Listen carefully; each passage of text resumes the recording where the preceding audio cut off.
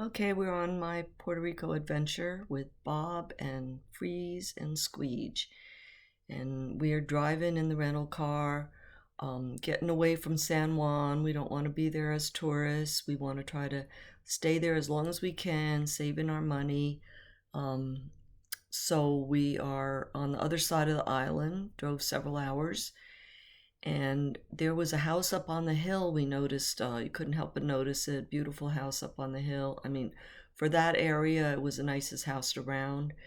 And we just remarked about how what a great place that would be to live. Let's try to find a place somewhere, something like that. We didn't think it would be possible, but it was about a mile from the beach. But we did stay that night at the motel, which was right there by the beach, Boca Raton Bay. And we got one room to save money. I guess it was a queen size bed. We put the top mattress down on the floor. Bob and I stayed there, and the Squeege and Freeze stayed on the box springs, which they weren't real happy about. And, yeah, the thought went through my head, what are people going to think? I'm staying, the night in the motel with three guys, but, never expected to see those people again. So the next day, we got the brilliant idea that we should keep all the linens, the bedding, the towels, the pillows, all that stuff, because we're going to need them when we get a place, right? So we put all that stuff into the car. Bob and I went to check out, and the owner manager, he was in the bar, and he was talking to this other guy, and they were just so nice and friendly to us. And we told them we're looking for a place, and the guy that the owner was talking to, he says, well, I own that blue house up on the hill. He said, the top floor is vacant right now. You can have that. You could move in today. So it was like unbelievable. So I said, oops, I forgot something in the room. I went back to the car. I said I needed the key back. I went back to the car, told Squeege and Freeze, I met the owner. We met the owner of the guy with the nice house. You got to put all that stuff back in the room because he's friends with the owner of the motel and da da da. So they did that, and Bob and I went back and kept them occupied while they were replacing the stolen items. And we ended up renting that place, $200 a month, fully furnished with all the linens and everything, 2 bedrooms, and all the kitchen, everything you needed in the kitchen.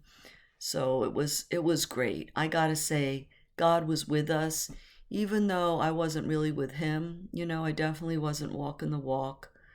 I was always a believer, trusted God, but I didn't have a close relationship with Him at that time.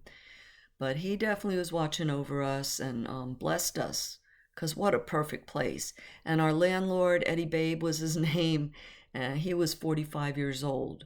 We were all in our early 20s. I was 21, Bob was 22, and Freeze and Squeege were probably 23 and 24 or something like that. So we were able to stay there for quite a while.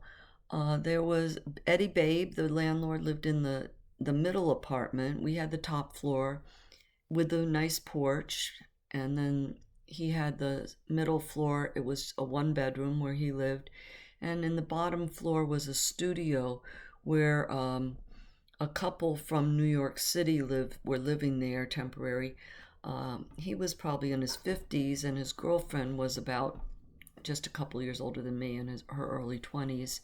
And he had 2 kids, 2 little boys. They were all in that studio. That was not right. Those boys should not have been in that same room with them. But the girl, she was a professional aerial ballerina in New York City, and she invited me to do aerial her exercises every morning, and I was doing that with her, yoga. And I'll tell you, I was feeling really good. I was feeling very healthy and strong, eating well. We all started to be vegetarians back when I first started dating Bob, which was 2 years earlier when I was 19, because he and all his friends were basically vegetarian. They did eat some chicken, they ate seafood, but maybe, turkey, but not any beef or pork. They were mostly vegetarian. Um, we were walking a mile to the beach every day, and I was feeling really good and healthy. I was like, I had to eat as much as I could when we ate because I knew that if I didn't, there might not be any left because I'm living with three guys, right? So I made sure when it was dinner time, I ate as much as I could to get my share. And so that all worked out, and I felt good because I got up to about 102, 104 pounds, where all through high school, I told you I was so thin. I was like, I might have had some kind of weird type of anorexia because I didn't do it on purpose. I wanted to gain weight, but I didn't eat much. And I was very, very thin with my ribs sticking out and all that. I looked like a Vietnam refugee. That's what I used to, I used to feel that I looked. I had no confidence about my body at all. I weighed between 89 and 94 pounds all through high school. I used to lie and say I weighed 100, which was a lie, because I was embarrassed to say that, I didn't even weigh 100 pounds. Anyway, I gained some weight. I felt good about myself, and I was feeling strong and healthy, and everything was great. And Eddie was such an awesome person. What a character. He used to live in New York City, and he talked fluent English with an accent. And he moved back to Puerto Rico to be near his mom, who was like 90 years old, and she would bring over rice and beans, and he would share with us.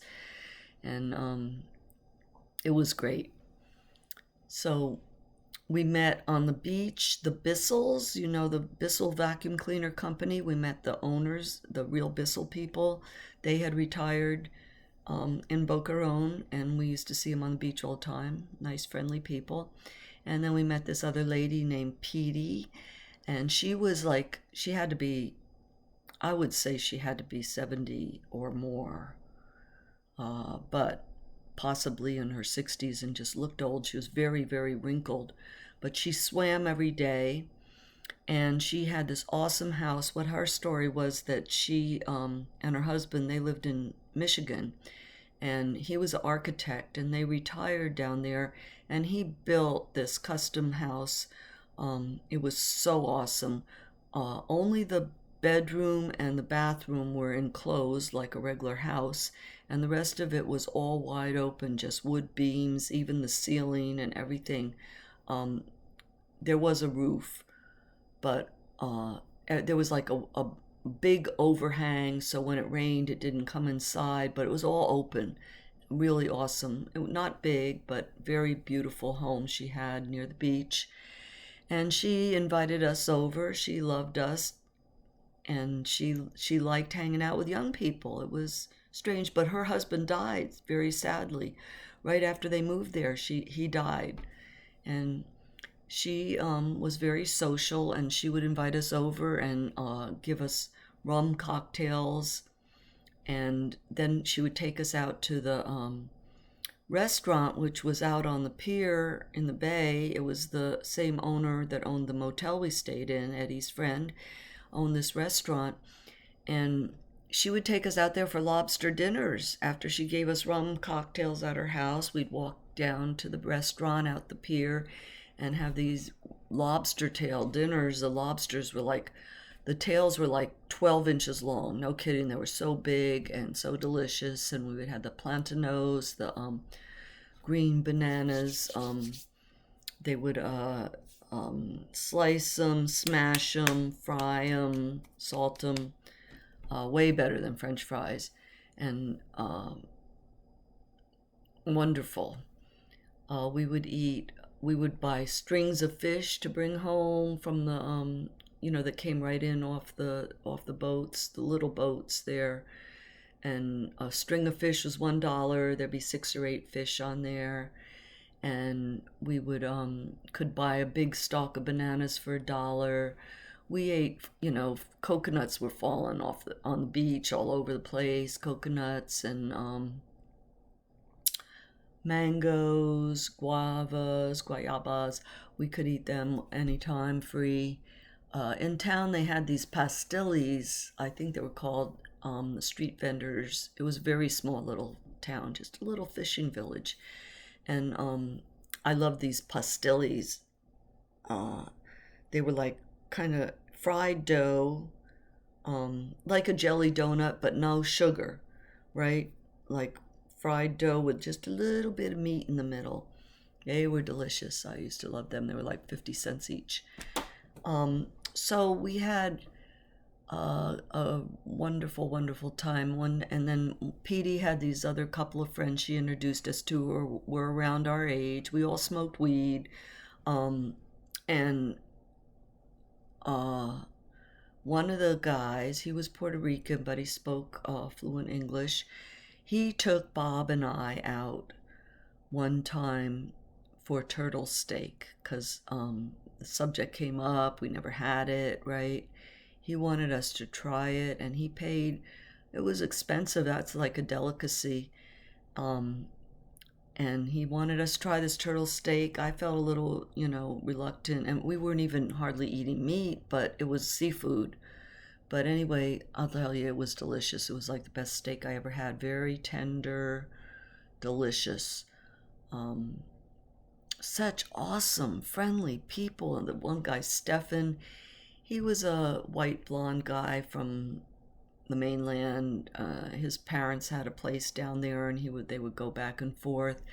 And he had a Jeep, and he would come pick us up with the open Jeep and ride us around.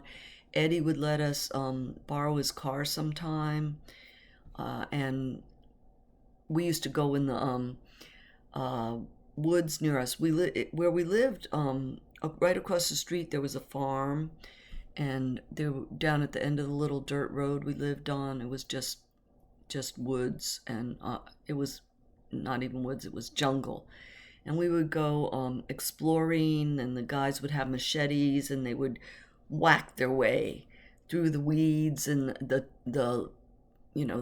branches and stuff, so we could, because there was no trails, no paths. We would just exploring. It was so much fun. And then sometimes we would go to a different beach. We hiked one time 8 miles to a different beach, and it was nice. But on the way home, we cut through this pasture, and we were attacked by a swarm of mosquitoes. They were like the biggest mosquitoes you ever saw, and just swarmed down on it was almost like a cloud of mosquitoes. And we had our towels, and we just started running, and we were just like with our towels like this, trying to keep those mosquitoes away and swatting at them and swatting at ourselves, and we were all just covered with mosquito bites. One of those other strange beaches we went to, and they were very secluded. All of them were secluded. I mean, we could have walked around naked, but we didn't. But one of them, I stepped on a sea urchin that had washed up. It was dead. So I didn't get poison in me, but I got those big spines in my foot that we had to pull them out. And they hurt. And it was hard walking home. And one time we borrowed Eddie's car, and we went to visit our friend who was from New Jersey, a surfer, and a lot of our surfer friends would go to Rincon to surf, which was not too far, some miles away, 10 miles or something like that, maybe 10 or 12 miles from where we were. And we drove over there and spent the day with him and his girlfriend. That was very nice. Except she actually had a medical emergency while she was there just a couple days before we got there. And they took such good care of her there. She had to have emergency surgery. And they took really good care of her there. And she was resting up after that when we visited. And So we had a awesome time, and then we had heard that you could that psilocybin mushrooms grew out of Brahma bullshit. So across the street from where we lived, right, it wasn't a street, it was just a little dirt road, right? Right across the street was a farm that had a Brahma bull. They had a Brahma bull, they had a horse, a couple other cows, and there was chickens and goats like all over the place and all. We were in the country, little small town. So one day we wanted to go try to find psilocybin mushrooms. They said like after it rains, that's when they would grow. So after it rained, we went out in the pasture. Sure enough, we found mushrooms growing out of the bull, the cow pies, what do you want to call them? But they were like a bluish, purplish color, small little mushrooms. So we gathered them, and the next day we did them. Maybe that night also. I don't know. I don't remember how much we got. I don't remember. Did we, throw them in our food? I don't think we ate them plain. We might have ate a couple of them just plain, but of course we washed them real good. And anyway, the next day Bob and I did some mushrooms, and we decided to go off by ourselves to enjoy the experience. And we went to a different beach. We hiked to a different beach. I don't remember much. All I remember is that it started to rain, so we took shelter. We went in the woods, in the jungle near the beach. We found a place that was pretty well, a lot of trees there that trying to get out of the rain. And that's the only time I really remember the high experience, that it was real trippy. I was hallucinating a little bit. In the rain, everything, everything was shiny and like, looking at every raindrop on every leaf and all of that, trippy stuff that you do when you're tripping. It was very mellow, didn't feel sick at all. It was pretty much, like if you do some really good weed and enough of it that you get to that point that you're starting to hallucinate a little bit. It was kind of like that kind of mellow type of high. And then when we got home, there was this great big bag. Remember the paper grocery bags full of squash and all different fruits, corn on the cob and green beans and peppers and melon, all kinds of good stuff in this big bag. And here comes the farmer around, telling us that he left us the bag because he had seen us gathering mushrooms and he thought we were starving, so he left us all this food. There was those Puerto Rican people were the best, sweetest, nicest, good people. Oh my goodness, they took such good care of us. They liked us right from the get-go. Not sure why, but anyway, so Freeze and Squeege, they were running out of money after about 2 months, I think, and they had to leave. And Bob and I, we were able to stay in like another month, and then we told Eddie that, after we pay this rent, looks like we're not going to be able to stay anymore because we're not going to be able to pay another month's rent.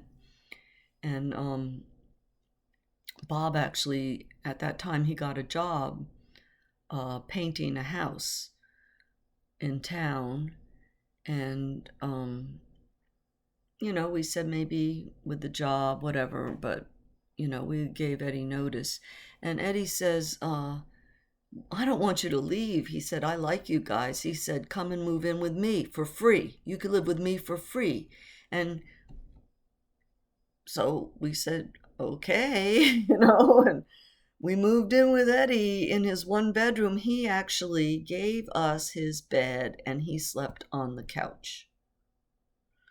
Why would he do that? I mean, I've never, it just baffled me how he could have been so good to us. So, Bob's going to work every day and I'm hanging out with Eddie. Some days he would take me out on his rowboat. He had just a little wooden rowboat, and some days we would go in his car and take a ride somewhere different. Um, oh, I got to tell you, before Squeege and Freeze left, that Eddie one time he took us to this place inland in the island.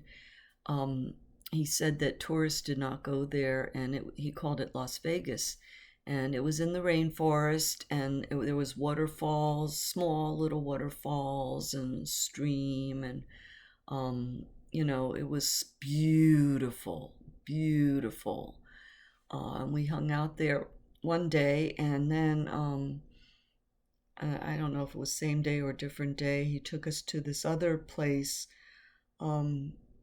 Another coastline place that was remote, where there was these big cliffs, and we did some rock climbing and all. It was beautiful views. And Eddie, there was this big bird swooped down on us, and Eddie stuck his hand out and caught that bird in his hand.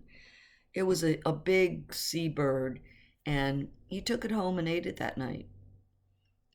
And he also found a great big starfish, but it was a rare starfish. It was the kind you see, I've seen them in pictures and artwork. Usually when you see them in artwork, they have like a face drawn in the middle. It was like a sundial, like the middle was like round, and then it had all these tentacles coming out of it all around. And he found that starfish and he gave it to me, and I had it for a long time. I don't know what happened to it. Then there was a girl from the mainland who we met on the beach one day, and she was snorkeling, and we snorkeled with her, and it was beautiful down there, and she was pulling up conches from the bottom and gave one to me. I have it right here.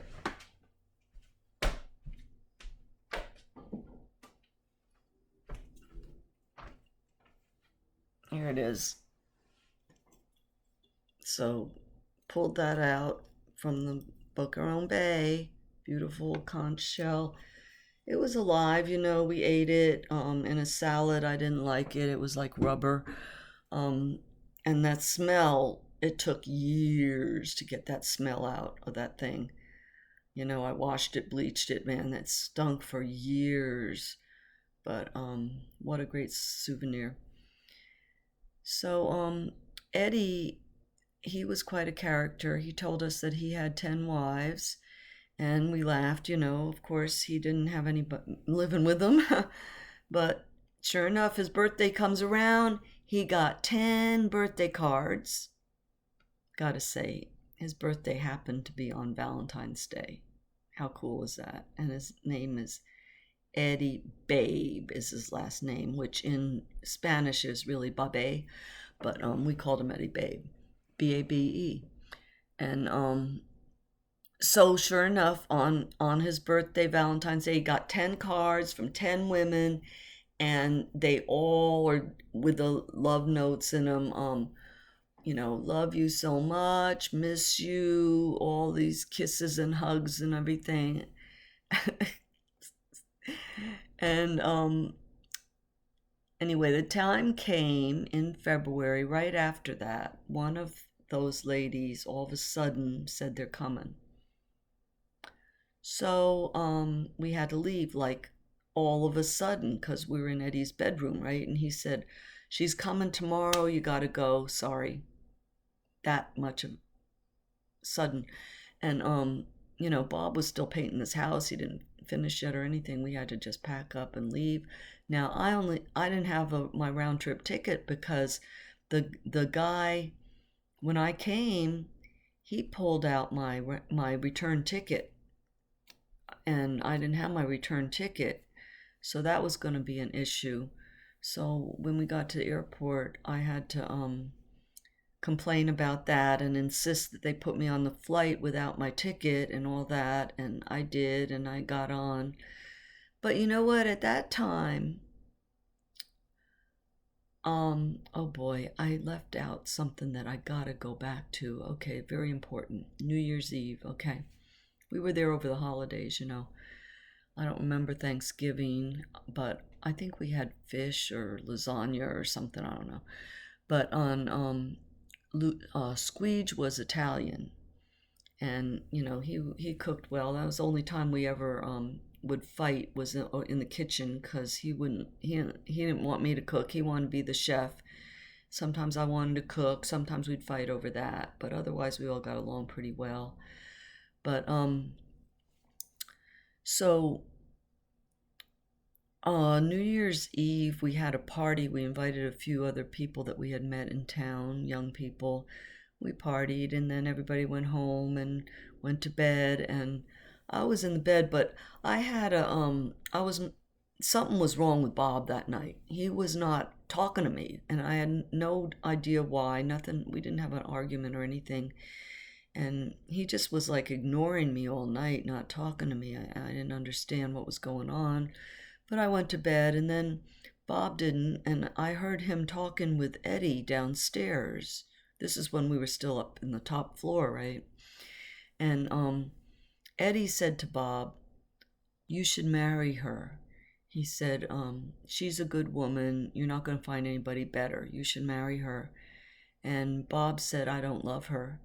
He proceeded to tell Eddie about how he was still in love with his first love, in New Jersey, which is very sad because his first love married somebody else who she's still married to today, as far as I know. And I checked on that not too long ago. And anyway, he was hung up on her. Couldn't get over his first love. Never really did love me. But I was in love with him by then, for sure. And anyway, so then going back to when we had to leave, I went through a lot of hassle at the airport just to get on the plane, right? Because I didn't have my return ticket, and I was insisting that they had to put me on that plane.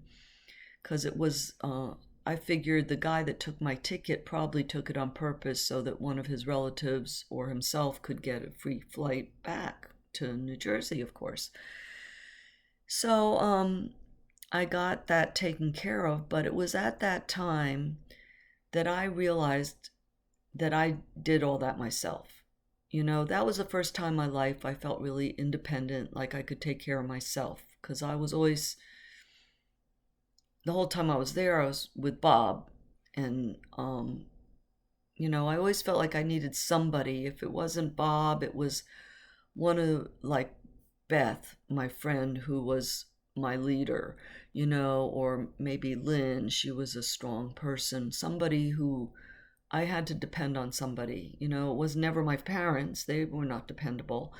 But I always had to have a friend or a boyfriend that I could depend on, and Bob was the one. But when I had that hassle at the airport, he didn't help me one bit. He just stood behind me, kept his mouth shut, never said a word. I had to do all the talking, arguing. And then I just realized how he wasn't any help, and I was on my own. And I could do it by myself. So that was the first time I had that kind of confidence. And that's the end of my Puerto Rico story. We were there for 5 months, from October through February. Spent the whole winter there. We came back. It was freezing in Jersey. And that's the end of the Puerto Rico story. Thanks for watching. Like me, subscribe.